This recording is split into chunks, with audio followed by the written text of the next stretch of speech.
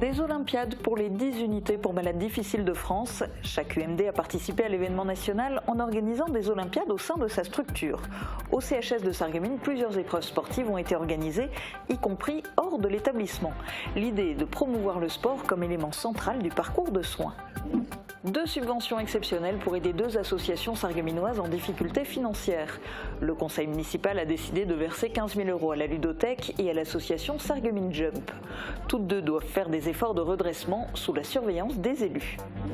Le SIDEM sort la tête de l'eau. Après 5 années difficiles, les mesures prises ont permis de résorber le déficit. L'équilibre budgétaire est atteint. Le syndicat mixte de transport et de traitement des déchets ménagers de Moselle-Est veut maintenant aller de l'avant et améliorer son service. Procès fictif au tribunal judiciaire de Sarreguemines. Les visiteurs ont pu se mettre dans la peau des protagonistes d'un procès. Une manière originale de vivre une affaire judiciaire de l'intérieur. Les 2 séances ont fait salle comble lors des journées du patrimoine. 2 nouveaux circuits de découverte à Veulflin. La commune vient d'inaugurer 2 sentiers qui mettent en avant le patrimoine de la commune et permettent de découvrir l'histoire du village. Le projet a été financé avec le soutien de fonds Leader et avec l'aide du département de la Moselle. 3e édition de la fête de la forêt à Sarralbe. En plus des démonstrations et des ateliers, il y avait des balades thématiques. L'occasion par exemple de découvrir le travail de l'ONF qui gère la forêt et accompagne la commune dans la sélection du bois à vendre. Bienvenue sur Mosaïque Cristal. Dans cette émission, on fera aussi la part belle au Théâtre en Platte. Marc Schneider et Emmanuel Zins sont les invités du jour. Ils font tous les 2 partie de la troupe de Betteviller. Vous découvrirez ses particularités en fin d'émission. On commence avec des Olympiades très particulières. 67 patients de l'unité pour malades difficiles du CHS de Sarreguemines ont participé à des Olympiades pendant une journée. C'est un événement qui s'est déroulé dans les 10 UMD de France. Les participants ont concouru sur plusieurs épreuves sportives. À la fin, une cérémonie de clôture a été organisée pour remettre les différentes médailles. Le but pour l'UMD est de montrer que le sport participe grandement au parcours de soins du patient. Reportage de Thibaut Desmerlet et Dimitri Claus. À nos heureux champions. Bravo. Les champions arborent fièrement leurs médailles. Pendant une journée d'Olympiade, 67 patients de l'unité pour malades difficiles UMD du CHS de Sarreguemines se sont affrontés sur différentes épreuves sportives. Elles se sont déroulées à l'intérieur de l'UMD et à l'extérieur dans quelques équipements sportifs de la ville et de l'agglo. Une dizaine de patients étaient notamment au centre nautique Sarreguemines Confluence. Plus tard dans l'après-midi, s'est déroulé un tournoi de foot interunités. Le sport apporte plein de bienfaits au niveau psychique, sur la gestion des tensions, la capacité à se concentrer, à se centrer sur une activité, à la fois aussi pour aller au-delà de ses propres limites, créer des sensations de bien-être, prendre du plaisir, tout ce qui fait que, en tant qu'individu, on puisse se sentir au mieux dans son quotidien. Ces jeux ont plusieurs buts: placer le sport comme élément important du parcours de soins, participer à la déstigmatisation des maladies mentales et faire connaître l'UMD. L'idée de promouvoir aussi notre offre de soins, savoir que sur Sarreguemines, on a quand même, l'UMD la plus grande de France en termes de capacité de lits. Donc c'est une UMD qui a un rayonnement national, qui permet aussi d'avoir des attaches avec des publics différents et variés. Cet événement s'est déroulé en même temps dans les 10 UMD de France. Plusieurs partenariats ont été noués entre l'UMD de Sarreguemines et les associations sportives de la ville. Michel Munch et Aurélie Muller étaient respectivement le parrain et la marraine des Jeux. Programme politique chargé aussi en cette période de rentrée, c'est l'heure de la chronique de Guillaume.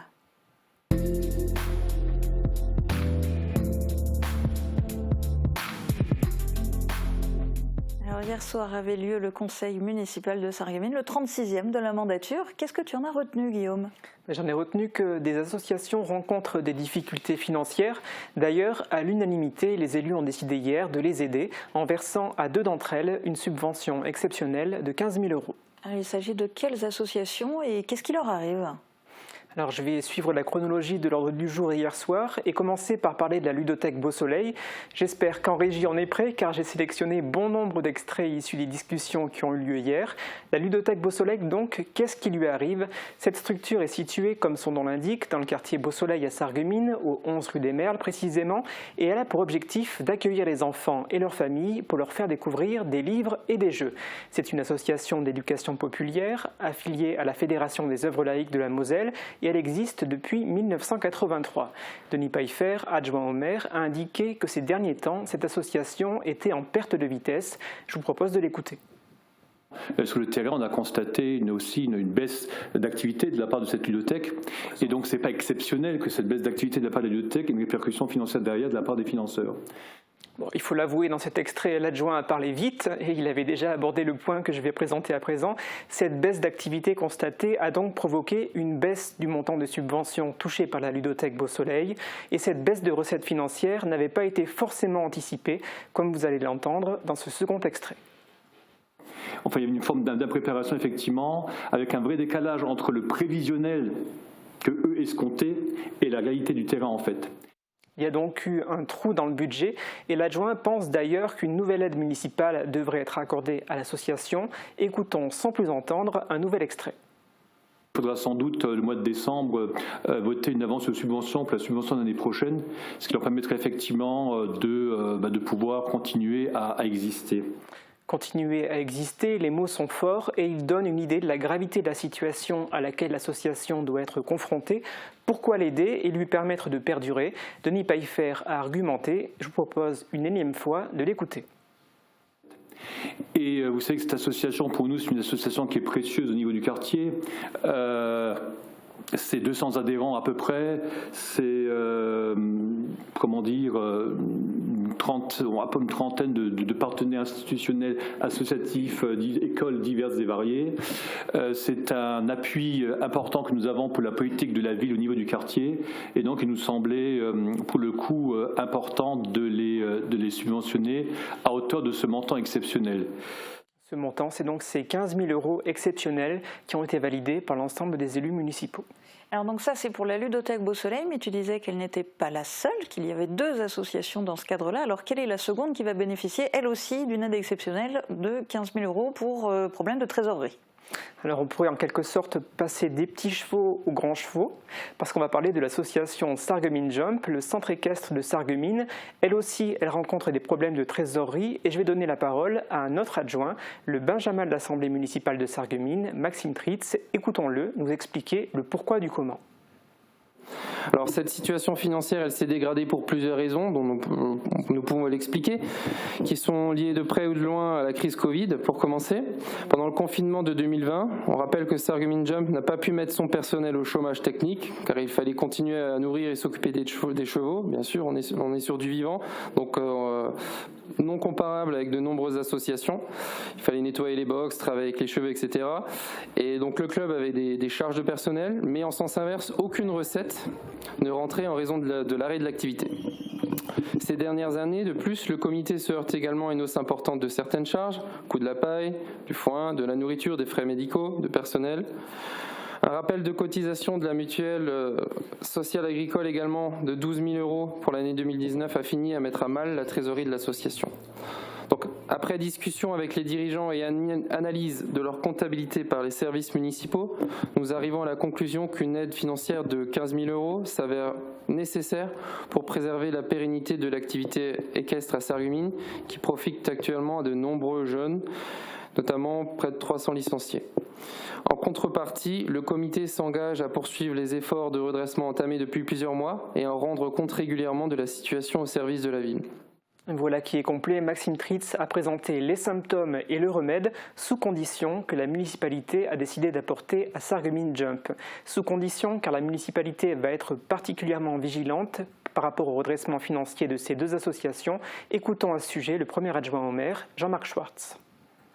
Ce n'est pas pour autant que nous ne sommes pas exigeants sur un plan de retour à l'équilibre. Moi j'ai demandé au Jump de nous produire, et vous l'avez dans la délibération, pour le 31 octobre 2024, un plan de retour à l'équilibre financier et nous assortirons évidemment le versement de cette subvention à la production de ce plan de retour à l'équilibre financier, avec dans ce plan de retour à l'équilibre financier un plan d'action qui sera chiffré pour chaque action. C'est ce qu'a fait par exemple la ludothèque. On les a rencontrés début juillet, on les a vus à ce moment-là. Ils avaient déjà embrayé sur un certain nombre de décisions et qui nous ont permis de nous rassurer. C'est-à-dire il ne s'agit pas non plus de donner de l'argent public à des associations si derrière on sait que peut-être dans 1 an, dans 2 ans, alors ça arrivera peut-être, je ne dis pas que ça n'arrivera pas, mais on se donne aussi, nous, des garanties. Bonne chance à ces 2 associations, mais alors avec tout ça, Guillaume, tu nous as un petit peu plombé l'ambiance. Est-ce que tu as une thématique un peu plus réjouissante pour nous redonner le sourire? Oui, je ne suis pas comme ça quand même. Les élus sont revenus hier sur le bel été sportif qui vient de se terminer avec notamment, et comment l'oublier, les Jeux Olympiques. Les élus ont bien évidemment parlé de Jan Schrub et à ce propos, ils ont décidé de lui attribuer une aide de 5 000 €. Maxime Tritz a parlé d'une tradition sarregueminoise octroyée à tout sportif de la ville qui participe aux Jeux Olympiques et d'ailleurs, Jan Schrub n'était pas le seul sportif de la ville qui a participé à cet événement planétaire. Le lutteur Jamal Valizadeh, qui concourait en tant que membre de l'équipe des réfugiés, était aussi du voyage à Paris. La porte lui est ouverte et il devrait lui aussi pouvoir bénéficier de cette somme d'argent, même si, voilà, il n'est pas français. Maxime Tritz l'a publiquement dit hier. Donc voilà, le message est passé. Messieurs du club de lutte, n'hésitez pas à vous manifester auprès de la municipalité. Alors, est-ce que tu en as fini avec les aides versées par la municipalité ou bien les élus ont continué à sortir le carnet de chèques? Alors la liste des aides municipales est relativement longue, je n'ai pas été et je ne serai pas exhaustif ici. Je vais juste évoquer une autre somme d'argent que la mairie a décidé de dépenser pour permettre à une étudiante de travailler. Et si j'ai décidé d'en parler, c'est parce que cette décision a fait l'objet d'un débat et elle a même donné lieu à une abstention, celle de l'élu d'opposition François Bourbeau. En fait, la ville a décidé de faire signer un CDD de 3 ans à un doctorant, architecte diplômé d'État, qui envisage de rédiger sa thèse sur la friche des faïenceries. Il a notamment prévu de s'intéresser à l'aspect développement durable et sur la manière dont les habitants peuvent être associés aux décisions concernant le développement de leur futur quartier. Il sera payé par la municipalité pour effectuer cette mission. Je vous propose à présent d'écouter les modalités financières qui s'imposent à la ville. Elle doit également lui verser un salaire brut minimum annuel de 25 200 €, soit un coût chargé pour la ville d'environ 37 000 € annuels. Mais ce coût est compensé par une subvention qui est versée par l'Association nationale de la recherche et de la technologie, ANRT, une subvention annuelle de 14 000 € pendant 3 ans. François Bourbeau a fait ses comptes et il a indiqué que la somme nette versée aux doctorants par la ville s'élèverait à 72 000 € pour ces 3 années. Et pour lui, c'est là que le bât blesse. Écoutons-le et ensuite, vous pourrez entendre les réponses qui lui ont été données. Même si le projet est beau, est-ce que d'une façon très pragmatique, c'est le moment d'investir 72 000 €? Je pense que c'est un regard qui sera complémentaire et intéressant pour une ville qui, aujourd'hui, à ce stade-là, n'a pas d'architecte attribué en mairie. Juste peut-être une précision sur la dépense à prévoir pour la ville par rapport à cette mission. Il a obtenu des cofinancements assez intéressants, ce stagiaire, donc cet architecte, et a priori, les 2 premières années, il y aura pratiquement que les charges patronales à charge de la ville. Nous avons encore des démarches en cours, ce que je n'ai pas dit, pour amoindrir encore la part d'enveloppe qui est la nôtre. Et c'est ce que M. Eberhardt vient de préciser. Mais moi, je souhaitais attendre qu'on ait les retours définitifs pour être certain de ce que je vous dis. Parce que voilà, je préfère vous annoncer une bonne nouvelle après que dire bon, finalement, c'est l'aide, on ne l'a pas eu. Mais on est plutôt bien parti. Comme indiqué, François Bourbeau s'est abstenu. À terme, si le travail du doctorant plaît et si lui souhaite continuer de travailler pour la ville, il n'est pas exclu qu'il devienne architecte pour la ville.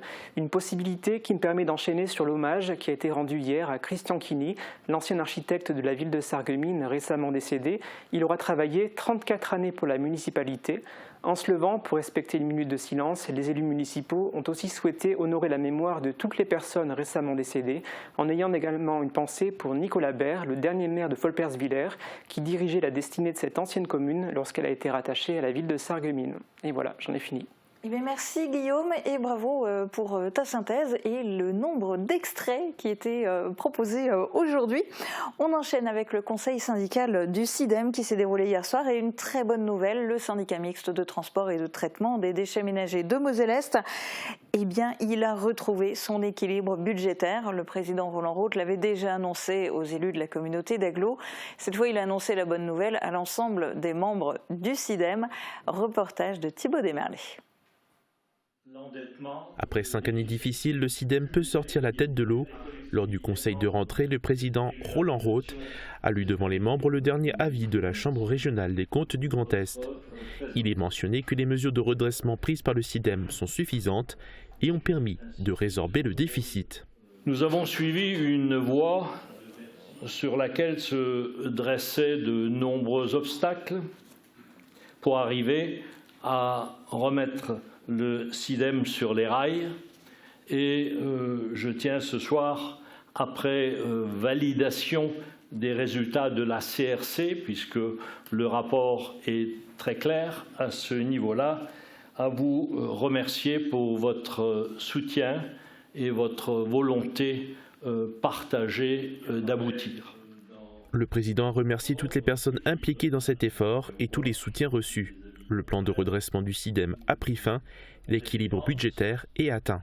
Nous sommes en droit de nous réjouir d'avoir fait les bons choix pendant cette période si difficile, au cours de laquelle nous avons subi de nombreuses critiques. Mais espérons qu'à présent, ce ne soit pas l'indifférence qui prenne la relève, car nous avons toujours besoin de notre population pour aller plus loin. Une étape a été franchie. En 2019, l'endettement plus le déficit atteignait environ 106 millions d'euros. Aujourd'hui, avec le déficit résorbé, le chiffre est tombé à 66 millions.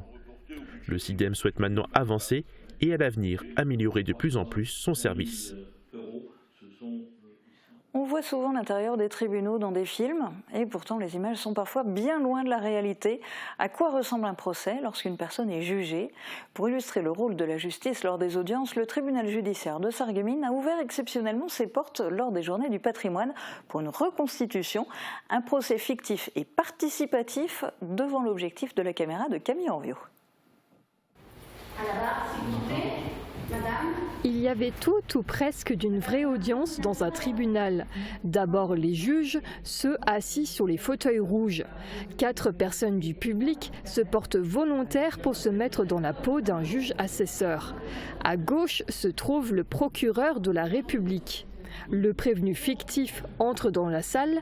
L'audience commence par un rappel des faits qui lui sont reprochés. Il vous est reproché d'avoir à Sarreguemines entre le 1er janvier 2023 et le 24 juillet 2024, en tout cas sur le territoire national et depuis le temps non prescrit, harcelé donc Madame Jennifer Martin. Sachez que lors de cette audience, vous pouvez garder le silence si vous le souhaitez. S'ensuit un dialogue entre la présidente de l'audience et le prévenu pour vérifier les faits de harcèlement. Vous étiez sur confidence, c'est ça que vous avez dit ? C'est ça. Donc elle vous a donné son numéro de téléphone parce qu'elle avait besoin de parler avec quelqu'un ? C'est tout, et les publications alors ? Tout le monde est tellement dans son rôle que l'on croirait presque assister à un vrai procès alors que tout ça reste bel et bien une mise en scène. La salle était comble et les visiteurs étaient ravis de pouvoir participer à cette expérience, en particulier Liliane qui a joué un rôle de juge assesseur. J'ai participé pour la première fois et donc c'était intéressant de voir comment on étudie la problématique avec Madame le juge qui nous a un peu expliqué les formalités.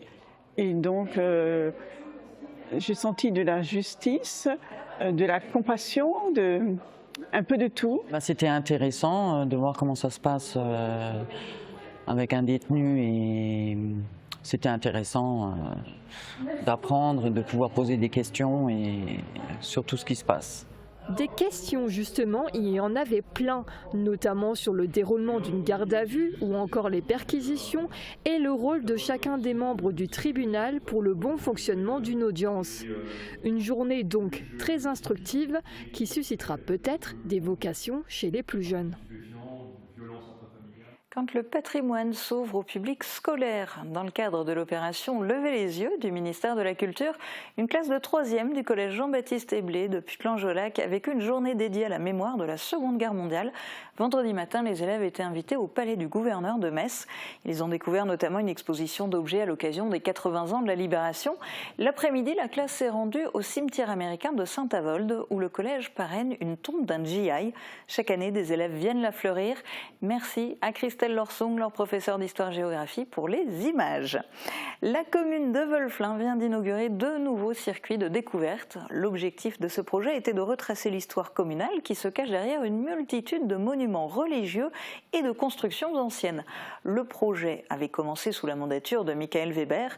Son successeur, Fabien Peifer, revient sur l'intérêt de mener un tel projet pour la transmission du savoir auprès de toutes les générations. Après 2 ans de travail, les 2 circuits de découverte ont été dévoilés ce week-end près de la mairie de Wölflin. Le circuit vert de 6 km part en direction de la Hermeskapelle et longe la départementale. Quant au circuit jaune, il s'étend sur 4 km et part vers Wieswiller pour revenir par le Schorwald. Donc il y a un circuit jaune et puis le circuit vert. Donc ça consiste en fin de compte de faire plusieurs étapes par rapport au calvaire, par rapport au Sacré-Cœur, par rapport le cimetière communal qui est quand même à Wieswiller, et ainsi de suite. Et puis le clocheton que j'ai dit qu'on avait inauguré en 2017-18. Wölflin n'a ni église ni cimetière. Donc par contre on a le Sacré-Cœur, on a la place Saint-Michel, la statue Saint-Michel, on a des fontaines, on a énormément de calvaires. Donc c'était surtout de montrer qu'en fin de compte on a un patrimoine local très riche. C'est aussi un devoir de mémoire pour les enfants, pour plus tard. Et puis c'est de laisser des traces, surtout de laisser des traces de cette mémoire qui pourrait être perdue un jour, quoi. Au total, 37 sites ont été identifiés sur le village. Élus et bénévoles de l'association Archéoptérix ont contribué au travail de recherche historique. Le coût du projet s'élève à plus de 57 000 € hors taxes, en grande partie subventionné par les fonds européens FEDER.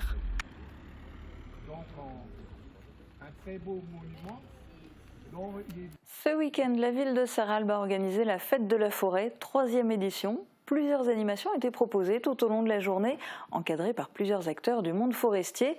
Entre autres, la balade sur le sentier des Mardelles en compagnie d'un technicien forestier. Camille Henriot l'a suivi sur cette promenade instructive en forêt de Saint-Hubert. Le départ était donné depuis l'arboretum en forêt Saint-Hubert. Axel Zebert, technicien forestier, a donné quelques explications sur les espèces que l'on peut rencontrer sur le chemin. Il est notamment revenu sur le chantier en cours pour remplacer les épicéas attaqués par les scolytes. Les arbres ont dû être abattus. La commune veut maintenant favoriser la repousse naturelle sur ce lieu. Parallèlement au projet de biodiversité actuellement mené en forêt, comme le classement des arbres, le technicien forestier explique que l'ONF accompagne la commune de Sarralbe dans la sélection du bois pour sa vente auprès d'entreprises. Par exemple, ceux-là ont déjà été réservés par un industriel du bois de notre région. La forêt Saint-Hubert s'étend aujourd'hui sur 500 hectares. Elle est considérée à la fois comme forêt de production pour le bois de chauffage, mais aussi une forêt qui préserve la biodiversité. Autre sorte de balade, cette fois à Sarreguemines pour la journée d'intégration des apprentis. Cette année, l'UFA Michel Roth a fait marcher les nouveaux arrivants. Dimitri Claus les a filmés juste avant le départ. Une journée pour bien commencer. Comme toujours, l'UFA Michel Roth de Sarreguemines a organisé la journée d'intégration pour tous les nouveaux apprentis, toutes sections confondues. Accompagnés par 7 formateurs, les 77 participants ont dû réaliser cette année un parcours d'une dizaine de kilomètres autour de Sarreguemines. Une activité sportive pour leur permettre de faire connaissance avec la ville, mais surtout pour créer les premiers liens entre eux. Dispersés dans plusieurs groupes créés par leurs formateurs, les apprentis ont tous eu droit ensuite à leur croissant avant de partir pour cette journée de marche qui s'annonçait éprouvante. Cette année, l'UFA Michel Roth compte dans ses rangs 194 apprentis répartis en 10 sections différentes. Le pôle hôtellerie-restauration est le plus représenté avec 41 apprentis. Les écoles et les équipements sportifs de Sarreguemines sont-ils accessibles à vélo? C'était la question lancée par l'association Sarreguemines à vélo. Pour son rassemblement mensuel de rentrée, l'association a proposé aux participants de faire le test. Une vingtaine d'adhérents étaient présents pour ce parcours d'1 heure. Le départ a été donné devant l'institution Sainte-Chrétienne-la-Salle avant de se diriger vers l'école de la Cité, puis le stade des Faïenciers, le gymnase du lycée Henri Nominé, l'école Maud Fontenoy, puis le complexe Émilie Le Pennec et l'école de Folperswiller. Une belle boucle qui a permis à l'association de marquer sa présence et de sensibiliser la population aux enjeux de mobilité douce dans la ville. Favoriser la combinaison train plus vélo, c'est la volonté de la région Grand Est. Elle vient d'annoncer le lancement d'un service de location de vélos en libre service dans 52 gares, dont Sarreguemines et Forbach. Ces vélos à assistance électrique seront dédiés uniquement aux usagers du train. Il faudra être en possession d'un titre TER. Le vélo pourra être utilisé pour quelques heures ou une journée et devra être restitué dans la gare d'origine. Le service sera opérationnel au printemps 2025.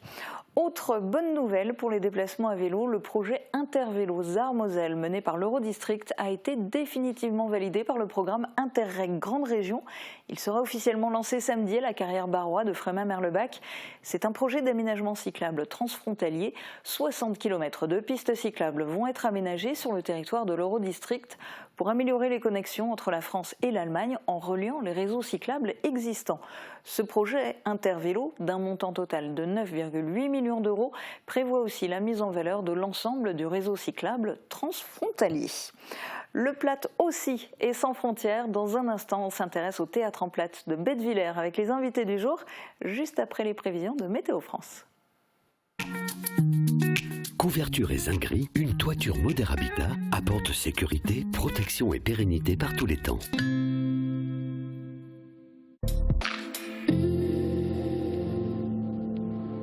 Bonjour tout le monde, pour demain on retrouvera une journée un peu plus sèche mais toujours aussi nuageuse. Des averses sont attendues mais plutôt en début de soirée et dans la nuit. Côté température, les minimales iront de 13 à 14 degrés et les maximales de 16 à 17 degrés. Demain nous fêtons les Hermann et il fera jour de 7h23 à 19h22. Passez tous une belle journée et à demain.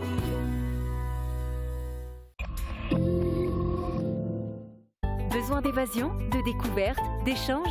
L'Université populaire Sarreguemines Confluence, espace de culture ouvert à tous, vous accueille à ses cours, ateliers, conférences et sorties. Renseignements sur notre site upsc-asso.fr.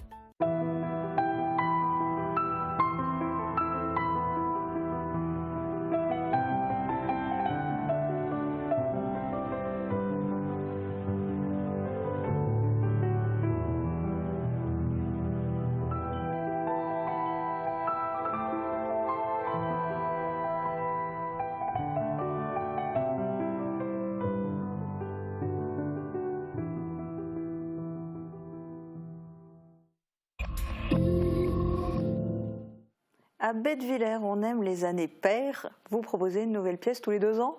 Oui, c'est ça. Alors vous avez une particularité dans votre troupe, et c'est peut-être ça qui explique que la nouvelle pièce, c'est que, entre guillemets, que tous les 2 ans.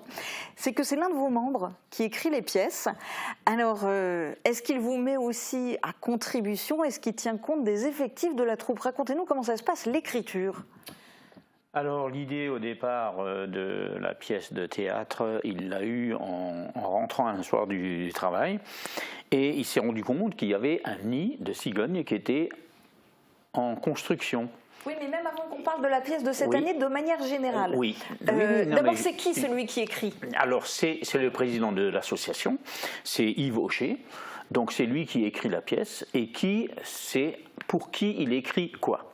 Donc il fait en fonction de la troupe qui est là et il définit chaque rôle en fonction de l'écriture qu'il fait. D'accord. Et c'est lui qui écrit tout seul ou il vous met aussi à contribution? Non, on lui laisse ce chapitre-là. C'est lui qui a les idées. Des fois, il prend un mot. Avec ce mot, il développe et il arrive à faire 2-3 pages des fois. Et alors cette année, c'est quoi le thème de la pièce? Là, vous commencez à parler d'un nid de cigogne? Oui, c'est tout à fait ça. La pièce s'appelle « Kinderlein kommen », ce qui veut dire que les enfants arrivent. Et bien sûr, qui est-ce qui ramène les enfants dans le temps des jours? C'est la cigogne. Et bien voilà, il a développé un thème là-dessus, et croyez-moi, il faut venir la voir, ça va être quelque chose d'explosif. Pas de drame ni de tragédie, je suppose. Non, Chez vous, on a toujours plein d'occasions de rire. Exactement, c'est le but principal. Avec des blagues et des scènes cocasses, je suppose. Ah oui, il y en aura assez. Je crois que le public va être servi de ce côté-là. Est-ce qu'il y a des rôles types qui reviennent d'une année, d'une pièce à l'autre? Parce que les thèmes sont différents, mais les rôles, est-ce que vous campez toujours un peu le même type de personnage? Non, pas forcément. Nous, on a à chaque fois des rôles différents. À chaque fois, et en fonction de l'écriture qu'il a faite, il sait exactement qui. Hein. Moi, j'étais déjà Mouloud, j'étais déjà Mamadou, j'étais noir des fois pas. Donc, comme il écrit les pièces en fonction de ses idées, donc il sait déjà, voilà, lui il va faire ça, lui il va faire ça. Donc nous, on se tient à ce qu'il nous écrit. Et vous, quel type de personnage vous avez déjà joué alors? Alors moi, là, cette saison, c'est la deuxième fois que je serai sur les planches. Alors pour ma première, j'ai eu droit à un rôle très très cocasse. J'étais le masseur italien. Un masseur italien, donc je devais mêler forcément plate et de l'italien, sachant que je ne parle pas un mot d'italien. Ok. Alors, ça veut dire que les rôles sont plus ou moins créés sur mesure, mais pas complètement non plus, puisque vous ne parlez pas italien. Du coup, je suppose qu'il jongle, qui fait un peu en fonction aussi de vos personnalités, de vos caractéristiques physiques. Mais malgré tout, est-ce qu'il n'y a pas des guéguerres au moment de la distribution du rôle, au moment de la distribution des différents rôles? Non, ça paraît tout de suite évident à tout le monde, ce rôle-là, c'est pour un tel?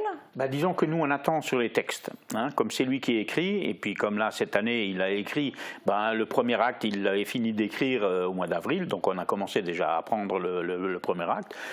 Un mois après, il nous a donné le deuxième acte, et le dernier acte, on l'a reçu il y a 1 mois et demi.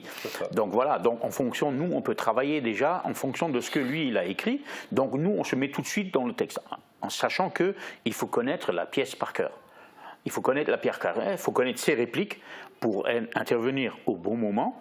Et puis pour que ça reste fluide sur la scène, pour que les gens, il n'y ait pas de blanc, il n'y ait pas d'accro. Et voilà, c'est pour ça que là, maintenant, ça fait déjà bien 2 mois et demi qu'on est sur scène, qu'on répète. Et là, on a encore répété ce matin.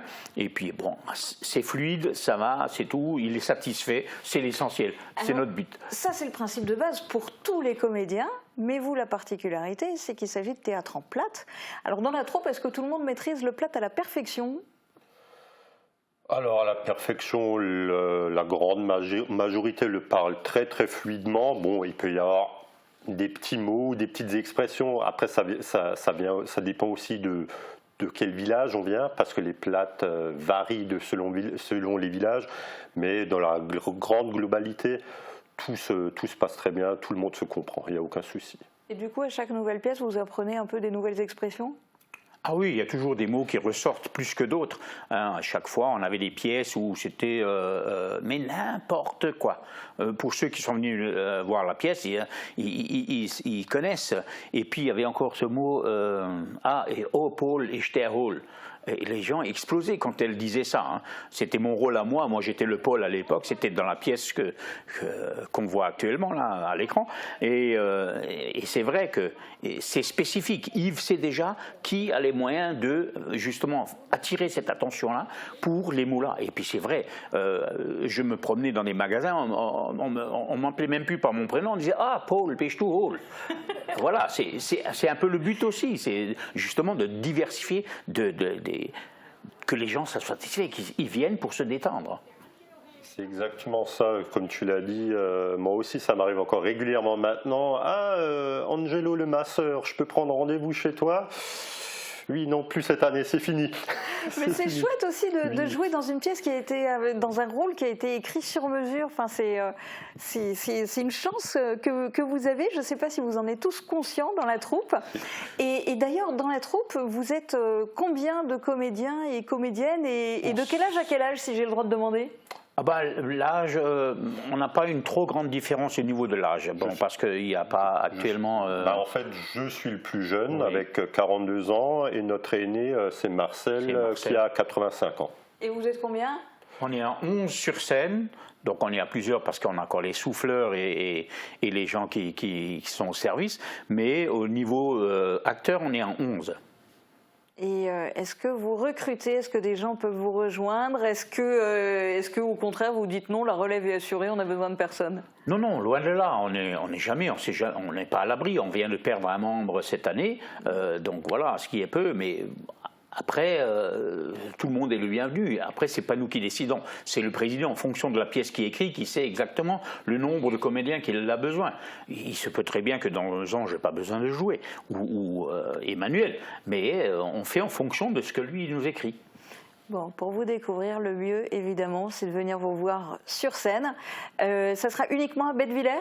Uniquement. Nous jouons que sur place parce que c'est trop compliqué pour déplacer tout le matériel et tout ça, comme certaines troupes. Je les envie, hein, mais il faut avoir une équipe pour ça. Et nous, on n'a pas tellement de gens qui sont disponibles. Il faut déjà avoir des retraités qui ont le temps pour voir, parce que c'est pas évident de déplacer une scène quand vous jouez le samedi soir et le dimanche après-midi ailleurs.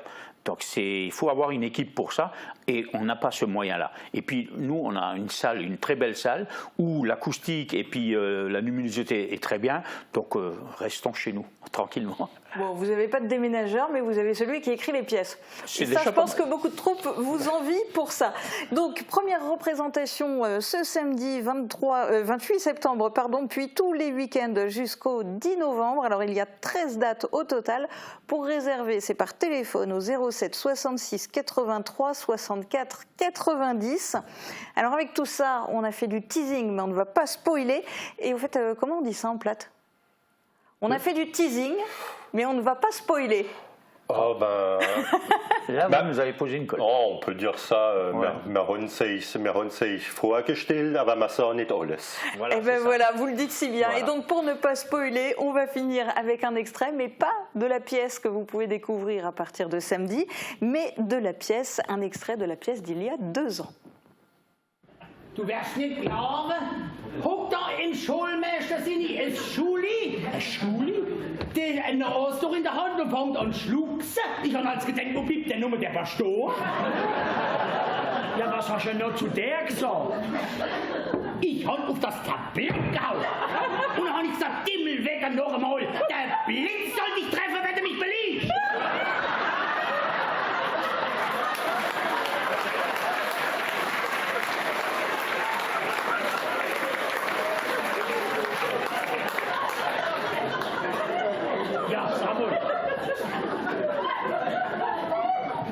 Hat das auch ein Thema Sender gebischt? Die? Oh. Hat er von gestottert, und erst habe ich sie gar nichts verstanden. Nein, nochmal auf das Tablett gehauen. Dann hat sie so Satz gemacht. Da ist so der Schock und hat ganz lies Massage.